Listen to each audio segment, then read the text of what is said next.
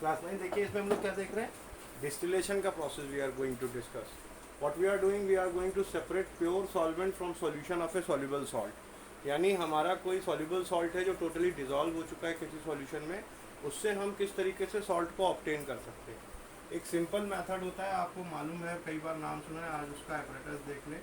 Distillation का हम करते क्या हैं, जो हमारा सॉल्युबल सॉल्ट का मिक्सचर है, सपोज हमने यहाँ पे ले लिया सॉल्ट वाटर, और भी हम कई ले सकते हैं, डाई का हम ले सकते हैं, डाई के कंपोनेंट्स को हम सेपरेट कर सकते हैं. हम लोगों ने डिस्कस भी किया था. डाई में क्या होता है, बेसिकली एक सॉल्वेंट होता है, डाई कह रहे हैं इंक में, बेसिकली एक सॉल्वेंट होगा और एक कोई कलरिंग एजेंट होगा जिसको हम डाई कह रहे हैं. तो उसको हम क्या कर सकते हैं, चाहे सॉल्ट वाटर हो चाहे इंक का मिक्सचर हो, उसको हमें पहले हीट करना है, वही बुनसन बर्नर के थ्रू. और ये जो प्रोसेस है ये कहलाता है डिस्टिलेशन का. इसका मतलब क्या है, it is the method by which we convert, इसकी डेफिनेशन नोट कर लीजिएगा, the method by which we convert liquid into vapours and followed by condensation of vapors through cooling and obtain a pure liquid.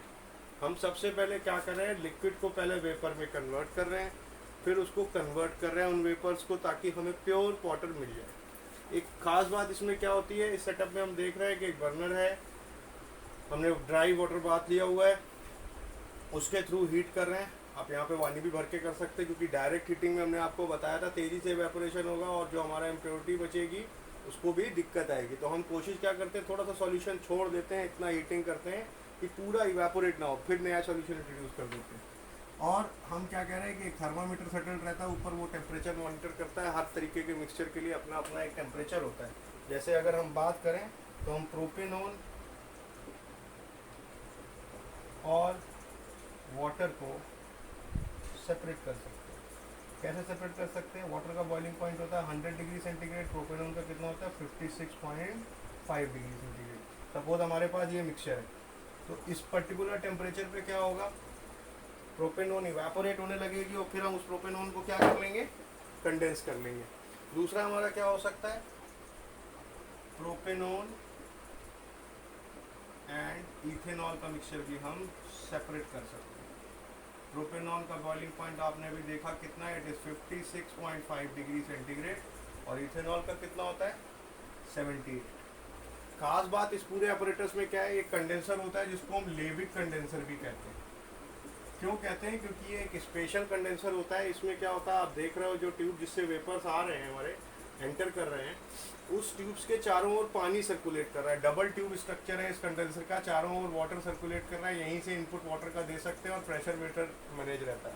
ये जब heat को लेगा, exchange करेगा, ठंडा पानी है ये, तो वो क्या करेगा, इवेपोरेट कर जाएगा और बाकी वेपर्स जल्दी से कंडेंस होने लगेंगे और हमारे पास क्या मिल जाएगा, प्योर वाटर. हमारा जो सॉल्युबल इम्प्योरिटी है, जो सॉल्ट है, वो वहाँ पर रह जाएगा.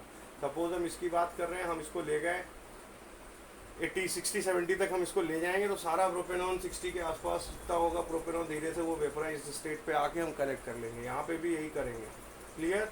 अगर हमारे पास इथेनॉल और वाटर का मिक्सचर है, even though we can separate ethanol and water also, क्योंकि इथेनॉल का बॉइलिंग पॉइंट कितना है 78 डिग्री सेंटीग्रेड, एंड वाटर का हमें पता है बॉइलिंग पॉइंट कितना होता है, it is about 100 degree centigrade. तो ये सिंपल मैथड है, इसको लिख लीजिए. ध्यान रखिएगा, एक इम्पॉर्टेंट, इसमें जो कंडेंसर यूज़ हो रहा है उसका फंक्शन ये है कि वो डबल ट्यूब्ड कंडेंसर होता है. और इस डबल ट्यूब्ड कंडेंसर का मतलब ही ये है कि ये ईजिली कंडेंस कर दे. तो जितने भी सॉल्ट सॉल्यूशंस हैं, शुगर सॉल्यूशंस हैं, उससे हमें अगर सेपरेट करना है तो हम इस तरीके से कर सकते हैं. पर हाँ, सॉल्ट सॉल्यूशंस में ध्यान रखना, ड्राई हीटिंग नहीं करनी है, क्योंकि अगर ड्राई हीटिंग हमने करी तो वहाँ पे क्या होगा, जो हमारा बचा हुआ सॉल्ट होगा उसमें कुछ ना कुछ इम्प्योरिटीज़ के फैक्टर्स बढ़े हुए दिखाई देंगे. क्लियर. ये डायग्राम होना चाहिए. दिस इज डिस्टिलेशन एन है. फिर से हम डेफिनेशन रिपीट किए दे रहे हैं, the conversion of the liquid into vapour by heating and then finally condensing that vapor into pure liquid by cooling is termed as distillation.